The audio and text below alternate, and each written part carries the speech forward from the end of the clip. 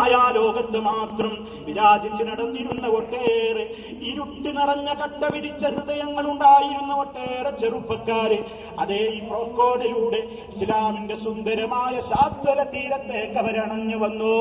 അവരുടെ കൽബുകളിലേക്ക് ഖുർആൻ തെല്ലൊന്നുമല്ല, ശക്തമായ നിലയ്ക്ക് തന്നെ അവരുടെ ഹൃദയങ്ങളിലേക്ക് ഖുർആനിന്റെ പ്രകാശധാരയുണ്ടായി. നബി സല്ലല്ലാഹു അലൈഹി വസല്ലമിന്റെ ഹദീസുകളുടേതായ പ്രത്യേകമായ അതേ കാര്യങ്ങളോട് വലിയ താല്പര്യമുണ്ടായി. ആ താല്പര്യമല്ലേ എത്രയോ ആളുകൾക്ക് ഇന്നത് പരിഹാസമായി തോന്നുന്നുവെങ്കിലും പ്രൊഫഷണൽ വിദ്യാർത്ഥികൾ പഠിച്ചുകൊണ്ടിരിക്കുന്ന ക്യാമ്പസുകളിലേക്ക് പോയി നോക്കൂ. പ്രോഫോണുകളിൽ ഒരിക്കലെങ്കിലും വന്നു ചേർന്നിട്ടുള്ള അതേ ചെറുപ്പക്കാരിലേക്ക് നോക്കൂ.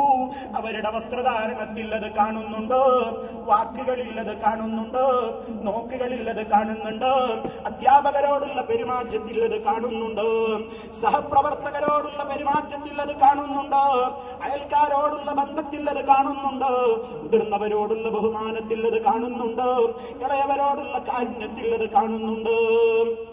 വലിയ മാറ്റമാണ് ഉണ്ടായത്.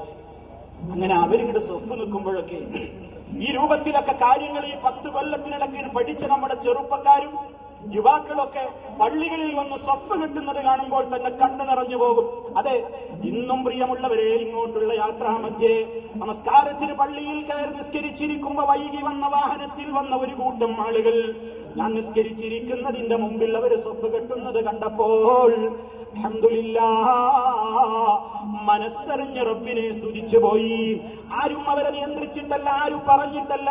ഒരു മിനിറ്റ് വരെ എത്ര പെട്ടെന്നാണ് അവർ സ്വപ്പ് ശരിയാക്കിയത്. അതേ കാലോട് ചേർത്ത് നിന്നുകൊണ്ട് നബി സല്ലല്ലാഹു അലൈഹി വസല്ലമിന്റെ ബാക്കിൽ നിസ്കരിച്ച സ്വഹാബാ കിറാം റളിയല്ലാഹു അൻഹും അവരുടെ